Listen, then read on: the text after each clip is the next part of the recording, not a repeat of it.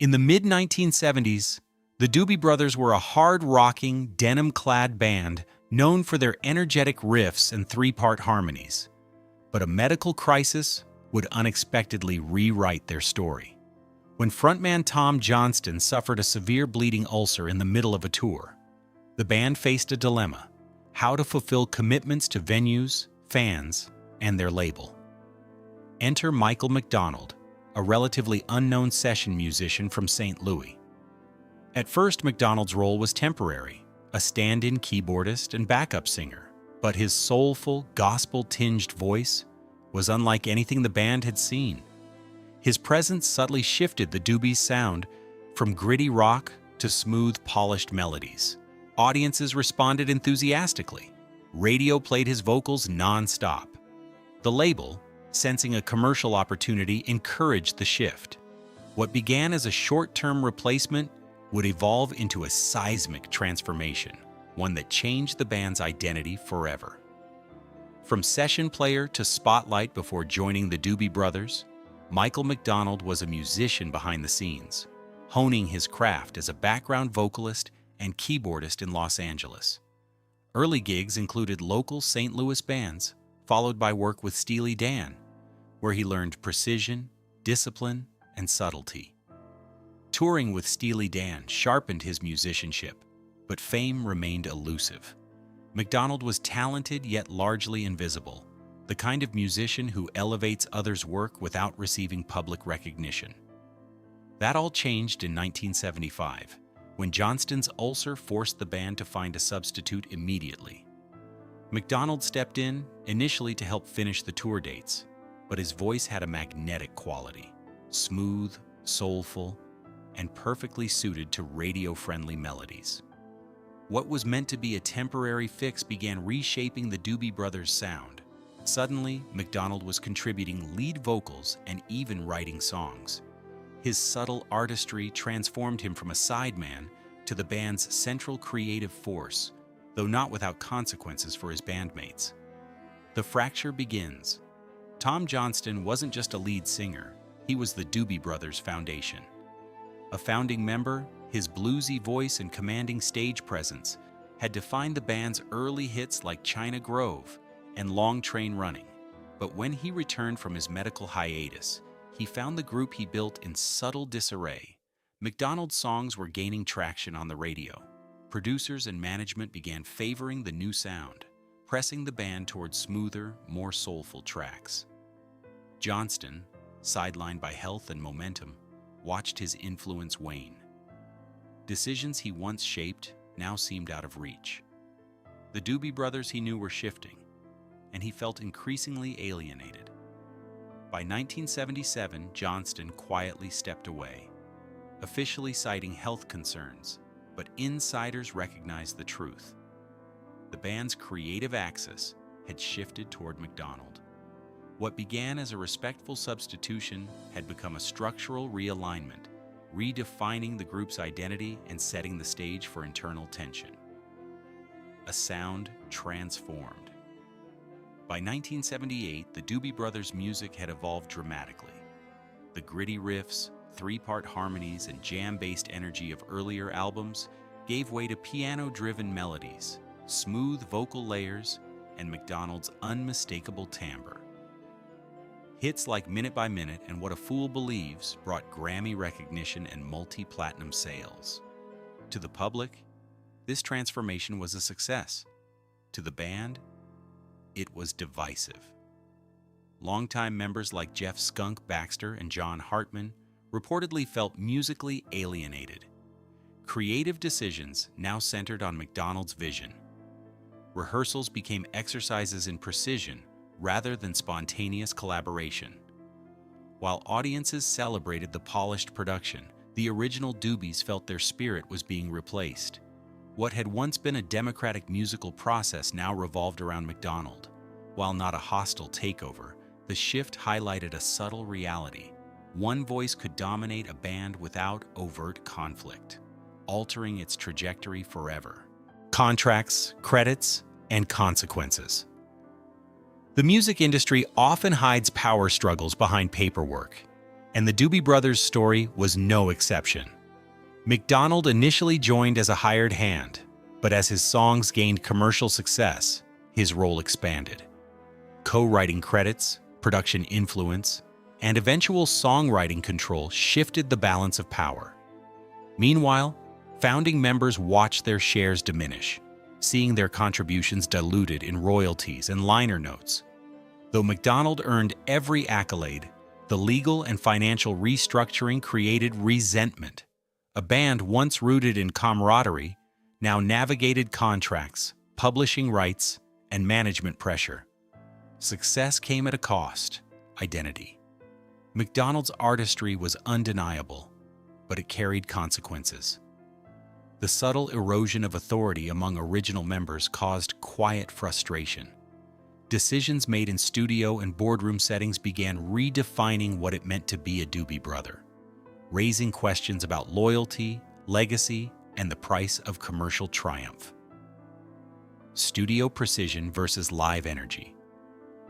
Inside the studio, McDonald's meticulous approach reshaped not only the sound, but the creative process. He favored layered arrangements, perfect takes, and controlled production. The early Doobies thrived on real-time collaboration.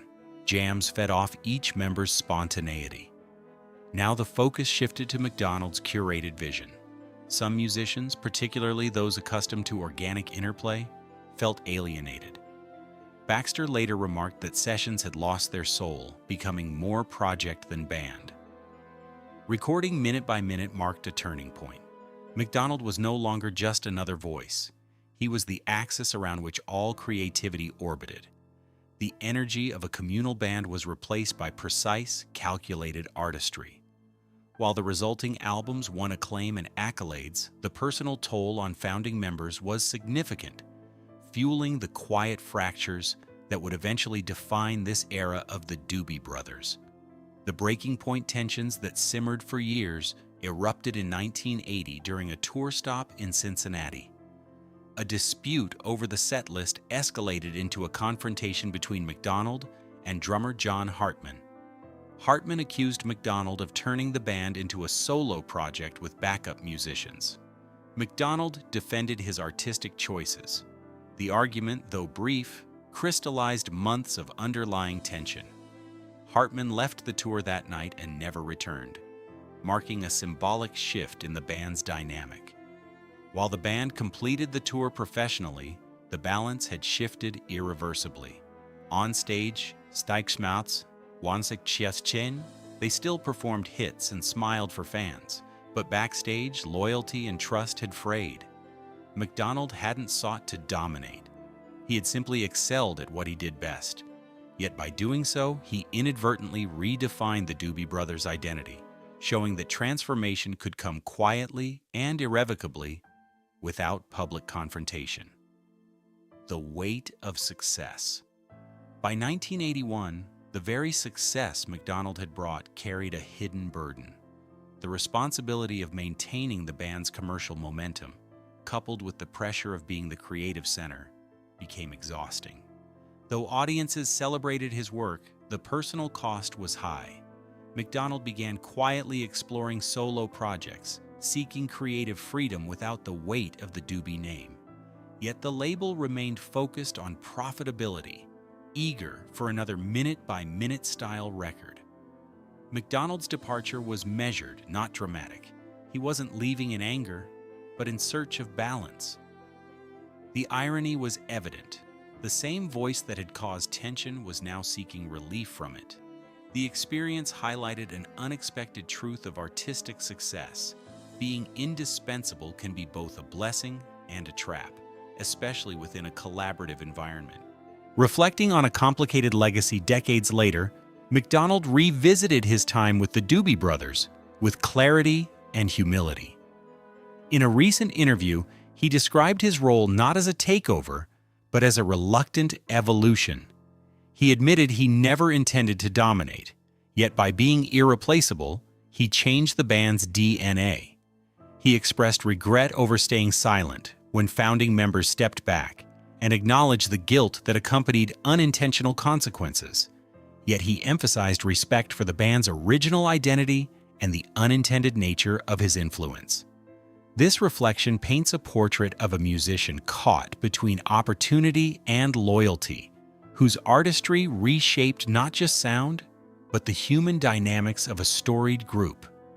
McDonald's candor helps fans understand that transformation, even when successful, often carries unseen emotional and interpersonal costs, saving the band and splitting it. Michael McDonald's tenure with the Doobie Brothers embodies a paradox. He saved the band from stagnation while simultaneously reshaping it beyond recognition. Hits, Grammys, and multi-platinum records came with quiet resentment, fractured loyalties, and redefined identities. For fans, the shift from gritty blues rock to polished soul was jarring. For original members, it was deeply personal. McDonald's voice became both a brand and a barrier, defining an era while eclipsing others' contributions. The story illustrates how one individual's talent can serve as both catalyst and disruption. McDonald's era is neither simple nor easily classified. It is a testament to the complexities of musical evolution, the consequences of success, and the delicate balance between collaboration and individuality. He was never just another band member. He was the turning point. Legacy, in perspective, Michael McDonald didn't merely join the Doobie Brothers, he redefined them. His voice brought commercial success and critical acclaim, but also internal division. He emerged as both savior and disruptor, a figure whose artistry elevated the band while reshaping its identity. The Doobie Brothers' story reminds us that transformation often carries costs unseen by the audience. Loyalty, collaboration, and creative control can all be quietly altered. McDonald's reflection decades later underscores the human side of this evolution, a man aware of his influence, cognizant of its unintended consequences, and unafraid to acknowledge it. In the end, the era of Michael McDonald remains unforgettable. It's a chapter of brilliance and complexity where music and personality intertwined to produce both iconic hits and subtle fractures, leaving a legacy that is as rich and smooth as the voice that created it.